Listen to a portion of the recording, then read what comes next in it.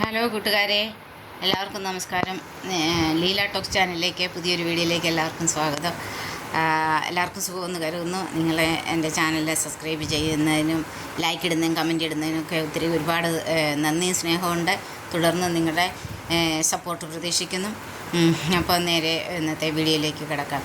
ഇന്ന് ഞാൻ പറയാൻ പോകുന്ന കാര്യം മക്കളുടെ സ്വഭാവം എന്നുള്ളതാണ്. മക്കളുടെ സ്വഭാവം എന്നതിനെ പറ്റിയാണ്. ഇപ്പം മക്കൾ നമ്മൾ വളർത്തിക്കൊണ്ട് വരുമ്പോൾ ഇന്നത്തെ ഒരു പരിതസ്ഥിതിയിലൊക്കെ നമ്മൾ മക്കളെ വളർത്തിക്കൊണ്ട് വരുമ്പം പലപ്പോഴും നമുക്ക് എപ്പോഴും കൂടെ നിന്നൊന്ന് മക്കളെ നോക്കാനും എടുക്കാനും ചിലർ പ്രവാസത്തിലൊരിക്കും ഒന്നിൽ അപ്പനും അമ്മയും ചിലപ്പോൾ അതിലായിരിക്കും, വല്യപ്പന്മാരും വല്യമ്മമാരുടെയും കൂടെ ആയിരിക്കും ചിലപ്പോൾ മക്കളെ. അല്ലെങ്കിൽ പിന്നെ മാതാപിതാക്കളിൽ ആരെങ്കിലും ഒരാൾ കാണും, ഒന്നിൽ അപ്പൻ കാണും. അപ്പോൾ അമ്മ പ്രവാസിയായിട്ട് ജോലി ചെയ്യുമായിരിക്കും, അല്ലെങ്കിൽ അമ്മ നാട്ടിലായിരിക്കും, അപ്പൻ പ്രവാസിയായിട്ട് ജോലി ചെയ്യുമായിരിക്കും. ഇങ്ങനെയൊക്കെയുള്ള ഒരു സാഹചര്യത്തിലാണ് ഇന്നത്തെ തലമുറ വളർന്നു വരുന്നത്. അപ്പോൾ അവരോട് കൂടുതൽ സമയങ്ങളൊന്നും അവരുടെ കുഞ്ഞു സമയത്തൊന്നും നമുക്ക് സ്പെൻഡ് ചെയ്യാനും എടുക്കാനും ഒന്നും പറ്റത്തില്ല. കാരണം എന്നാന്ന് ചോദിച്ചാൽ എപ്പോഴും അവരുടെ ഒരു ഉദ്ദേശം എന്ന് പറഞ്ഞാൽ മക്കളെ പഠിപ്പിക്കണം, വിദ്യാഭ്യാസം കൊടുക്കണം. ഇത് ജീവിത സാഹചര്യങ്ങളിൽ നിന്നൊരു വ്യത്യാസം ഉണ്ടാകണമെന്ന് വിചാരിച്ചാണല്ലോ ആരും മക്കളെ പിരിഞ്ഞ് താമസിക്കാനും കഴിയാനും ആഗ്രഹിക്കാത്തവരാണല്ലോ മാതാപിതാക്കളായാലും ആരായാലും. കുടുംബത്തോടൊപ്പം നിൽക്കുവാൻ ആഗ്രഹിക്കുന്നവരാണ് എല്ലാവരും. അപ്പോൾ ഞാൻ പ്രത്യേകിച്ച് ഇന്ന് ഞാൻ ഈ പറയുന്ന ഈ പ്രവാസികളായിട്ടുള്ള അവരുടെ മക്കളെ പറ്റിയാണ് കൂടുതലായിട്ടും പറയുന്നത്. കാരണം എന്താണെന്ന് വെച്ചാൽ ഈ പ്രവാസികളുടെ മക്കൾ, അത് പ്രവാസി അപ്പനായാലും അമ്മയായാലും, അവർ പ്രവാസത്തിലായിരിക്കുമ്പോൾ അവർ മക്കളെയും ഫോൺ ചെയ്യുന്നതും, ഇപ്പം നേരത്തെയൊക്കെ ഞാനൊക്കെ പോയ സമയത്ത് ഒരു ഫോൺ കോൾ പോലും ചെയ്യാൻ പറ്റത്തില്ലായിരുന്നു. കാരണം എത്രയൊക്കെ നാൾ കഴിഞ്ഞാൽ നമ്മൾക്കും മൊബൈലും കാര്യങ്ങളുമൊക്കെ ആയതും കാര്യങ്ങളുമൊക്കെ. അപ്പം എന്താ ഈ ബൂത്തിൽ ചെന്ന് ഫോൺ ചെയ്യുന്ന ആ ഒരു പരിപാടിയായിരുന്നു. അപ്പം നമ്മൾ ബൂത്തിൽ ചെയ്യുന്ന എനിക്ക് ഏറ്റവും കൂടുതൽ പൈസ എനിക്ക് പോയിക്കൊണ്ടിരുന്ന ഈ ബൂത്തിലെ ഫോൺ ചെയ്യുന്ന ആ ഒരു സാഹചര്യത്തിലായിരുന്നു. കാരണം എന്നും കൊച്ചുങ്ങളുടെ സൗണ്ട് കേൾക്കണം, എടുക്കണം. അങ്ങനെ നമ്മൾ ഇത് നമ്പരും കാര്യങ്ങളും ഒന്നും നോക്കത്തില്ല. നമ്മൾ തിന്നില്ലെങ്കിലും കുടിച്ചില്ലെങ്കിലും നമ്മൾ മക്കളുടെ സ്വരം കേൾക്കാനും എടുക്കാനും ഒക്കെ നമ്മളിങ്ങനെ കൂടുതലായിട്ട് കുടുംബത്തോട് വിളിച്ചു സംസാരിച്ചു എടുത്തും കൊണ്ടൊക്കെ ഇരിക്കും. എല്ലാവരെയും ഞാൻ പറയുന്നില്ല, എല്ലാവരൊന്നും അത്രയൊന്നും കോൾ ചെയ്യാറില്ല. എൻ്റെ കൂടെ ജോലി ചെയ്തിരുന്നു, അത്രയൊന്നും കോൾ ചെയ്യും. പക്ഷേ ഞാൻ മക്കളൊന്നും കുടുംബമൊന്നും പറഞ്ഞ് അത്രയ്ക്ക് ചത്ത് ജീവിച്ച ഒരു അമ്മയാണ് ഞാൻ. അപ്പം ഈ മക്കളുടെ കൂടെ അപ്പം നമുക്കപ്പം എന്നാന്ന് ചോദിച്ചാൽ നമുക്ക് രണ്ടും കൂടെ പറ്റത്തില്ലല്ലോ. നമുക്കിപ്പം മക്കൾക്ക് നല്ല ഭാവി കൊടുക്കുവാനും പിന്നെ അവരോടൊപ്പം കഴിയാനും ഇത് രണ്ടും കൂടെ നമുക്ക് പറ്റാതെ, അല്ലെങ്കിൽ പിന്നെ നമുക്ക് സാമ്പത്തികമായിട്ടുള്ള നമുക്ക് മൂലധനം ഉണ്ടായിരിക്കണം. നമുക്കല്ലെങ്കിൽ അതിൻ്റേതായ ആസ്തികളും കാര്യങ്ങളൊക്കെ ഉണ്ടെങ്കിൽ നമുക്കിങ്ങനെയൊന്നും പോകാതെ ഇങ്ങനെ വേർപെട്ട് നിൽക്കാതെ നമുക്ക് നിങ്ങളോടൊപ്പം നിൽക്കിയെടുക്കാൻ. ഇപ്പോൾ ആ ഒരു സാഹചര്യത്തിലൊക്കെ നമ്മൾ ഈ കടന്നു വരുമ്പോഴൊക്കെ ഈ ഫോൺ വിളിയും കാര്യങ്ങളുമൊക്കെ അപ്പോൾ മക്കളങ്ങ് ഭയങ്കര സ്നേഹം. അപ്പം ഈ മുക്കാലും മക്കളൊക്കെ ഓരോ ലിസ്റ്റുകളൊക്കെയാണ് പറയുന്നത്. അത് വേണം, കൊണ്ടുവരണം, ഇത് കൊണ്ടുവരണം എന്ന്. പക്ഷേ എൻ്റെ മക്കൾ അങ്ങനെ എന്നോടൊന്നും പറഞ്ഞിട്ടില്ല. അത് കൊണ്ടുവരണം, ഇത് കൊണ്ടുവരണം എന്നൊന്നും അവർ പറഞ്ഞിട്ടില്ല. അമ്മ ഇങ്ങ് വന്നാൽ മതി എന്നാൽ അവർ കൂടുതലും പറഞ്ഞിട്ടുള്ളത്. അത് ഇതും വേണമെന്നൊന്നും മക്കൾ പറഞ്ഞിട്ടില്ല. പിന്നെ പിള്ളേർക്ക് ഇപ്പോൾ ഇപ്പോഴത്തെ കാലത്ത് പിള്ളേർക്ക് വലുതാകുമ്പോൾ പിള്ളേർക്ക് ആദ്യമൊക്കെ ഒരു ഫോൺ കൊണ്ടു കൊടുത്തെങ്കിൽ അത് പിന്നെ വരുമ്പം വേറെ മാറി കൊടുക്കണം.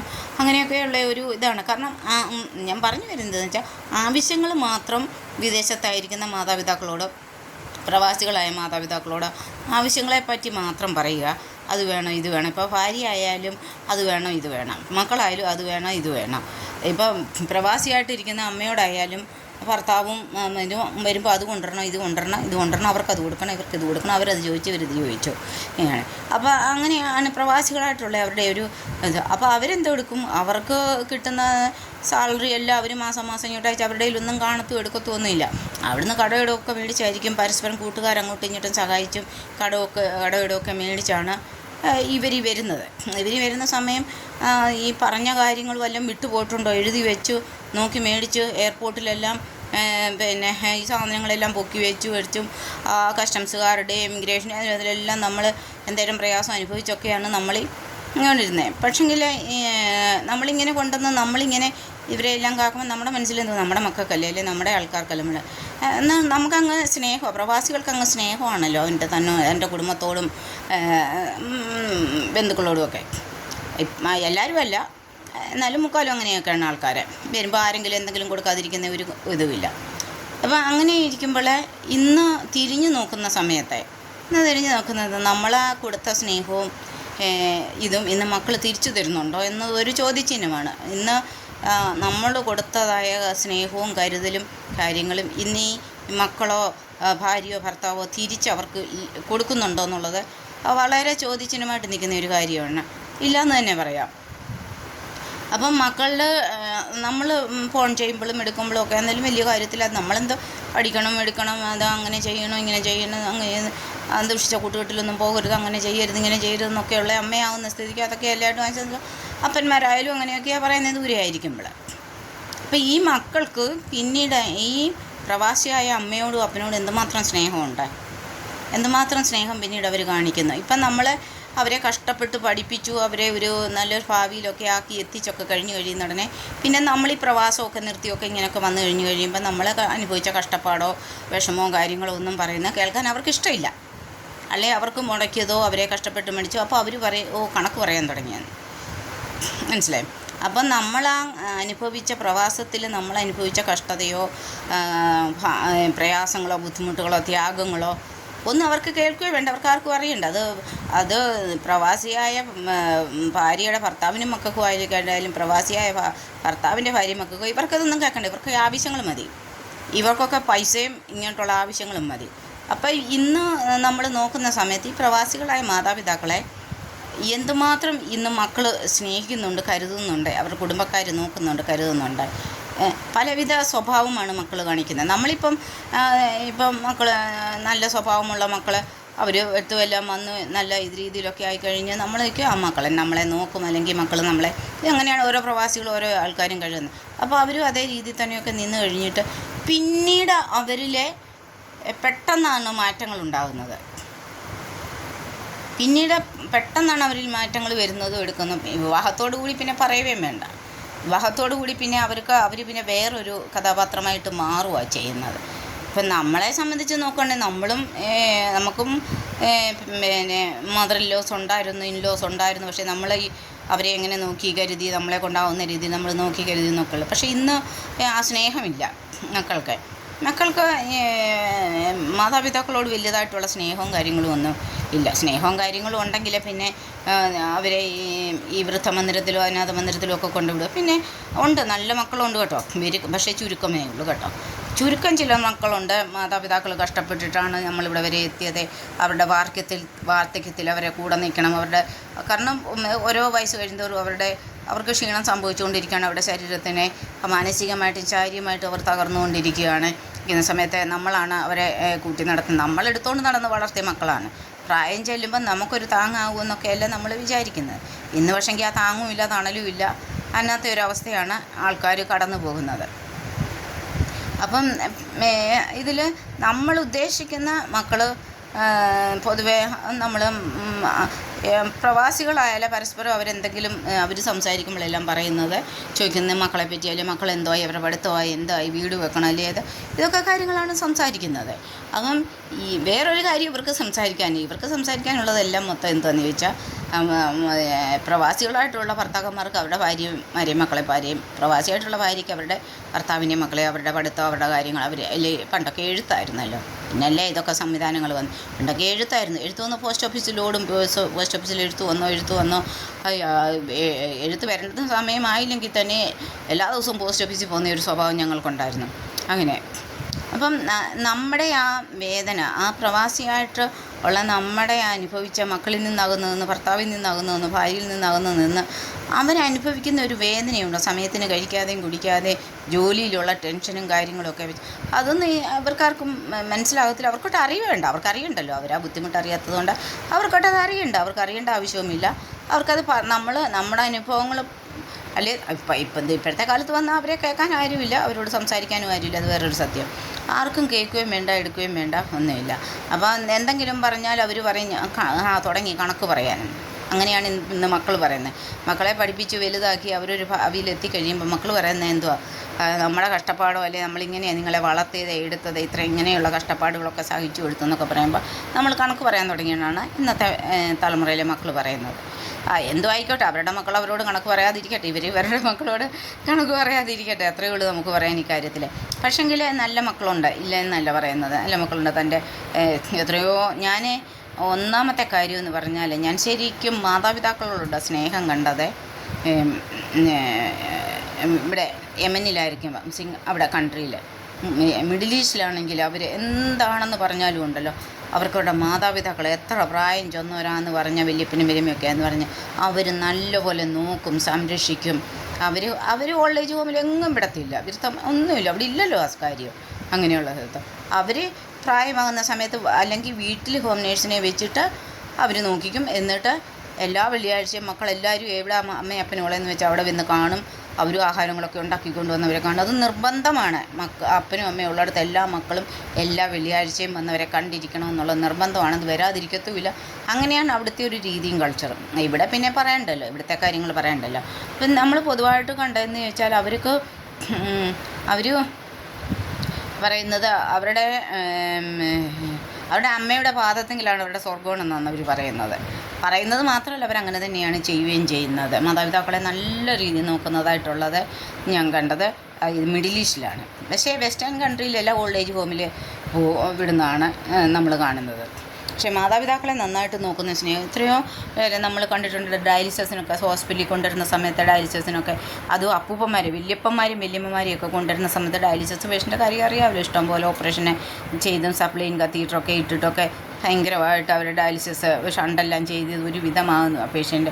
പക്ഷേങ്കിൽ ആ പേഷ്യനെയൊക്കെ അവരുടെ കൊച്ചുമക്കളൊക്കെ എടുത്തുകൊണ്ട് വന്ന് നോക്കുകയും കരുതുകയൊക്കെ ചെയ്യുന്നത് കണ്ട ആ സ്നേഹം ഞാൻ എങ്ങും കണ്ടില്ല. അവരുടെ വല്യപ്പനും വല്യമ്മയും ആണ്. എന്നിട്ട് പോലും അതുങ്ങൾ കാണിക്കുന്ന സ്നേഹവും കാര്യങ്ങളും കണ്ടു.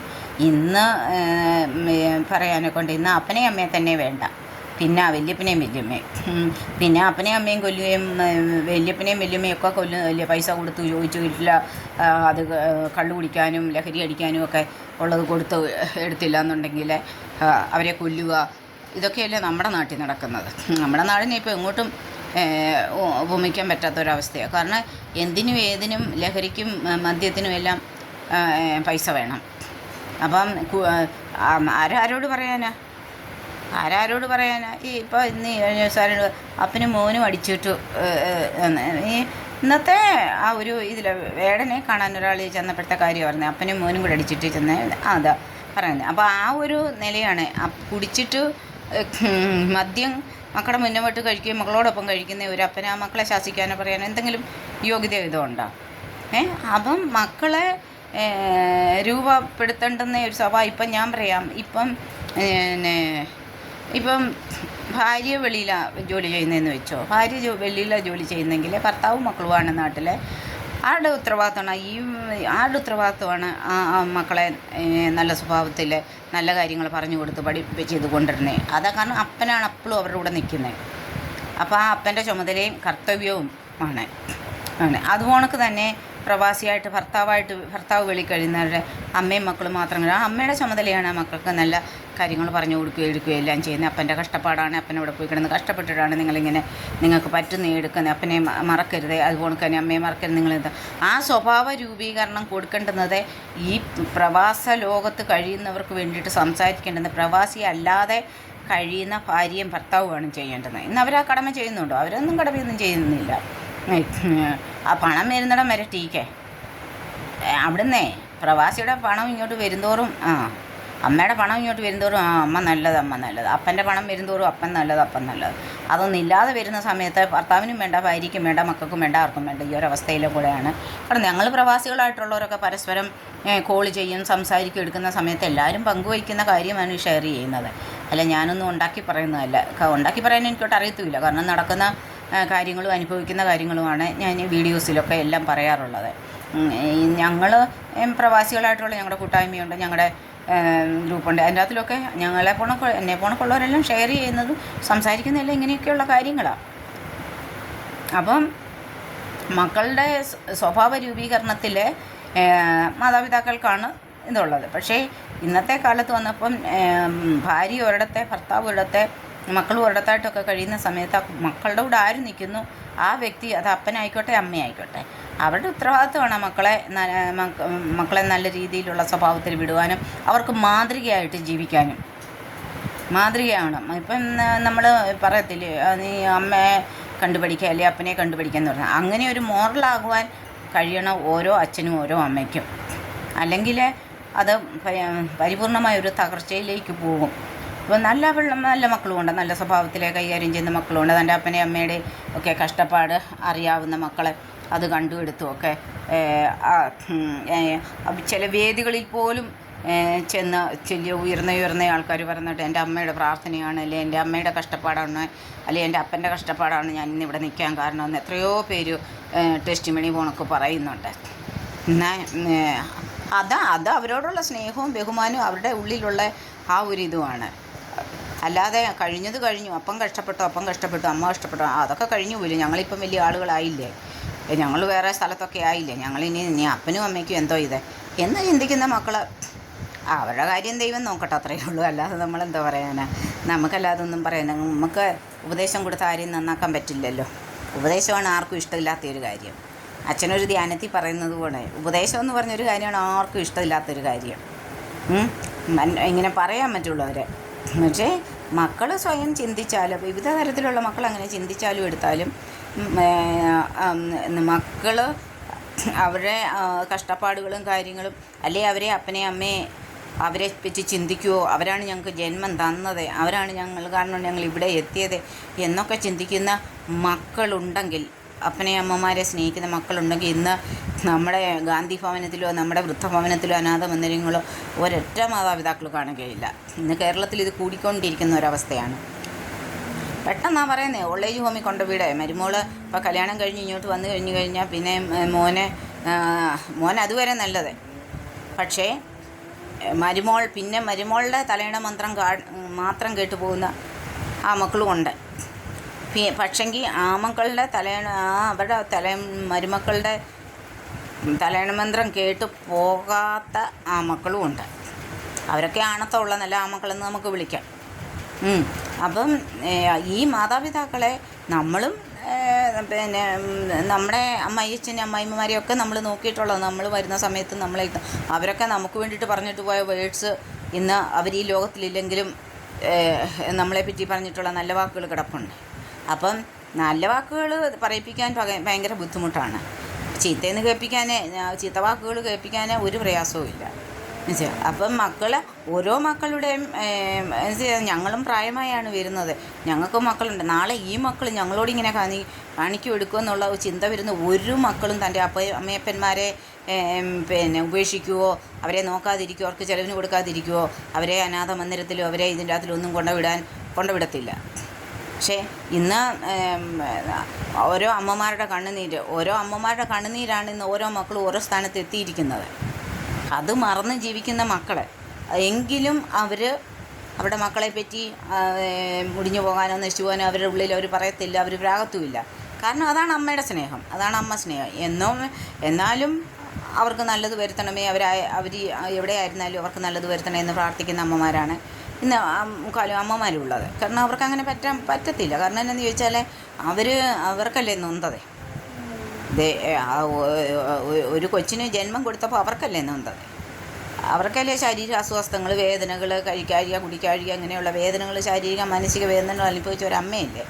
അപ്പോൾ അത്രയും ബുദ്ധിമുട്ടുകളും വേദനകളും സഹിച്ച ഒരു മക്കൾക്ക് ജന്മം കൊടുത്തുന്ന ആ അമ്മയ്ക്ക് ഒരിക്കലും പിന്നെ ആ മക്കളുടെ ആയുസ്സിനും ആരോഗ്യത്തിനും വേണ്ടിയിട്ട് പ്രാർത്ഥിച്ചുകൊണ്ടിരിക്കുന്ന അമ്മയ്ക്ക് ഒരിക്കലും തിരിച്ചു പറയാൻ പറ്റത്തില്ല. മുക്കാലും അമ്മമാർ പറയത്തില്ല, പറയുന്നവരില്ലെന്നല്ല ഞാൻ പറയുന്നത്.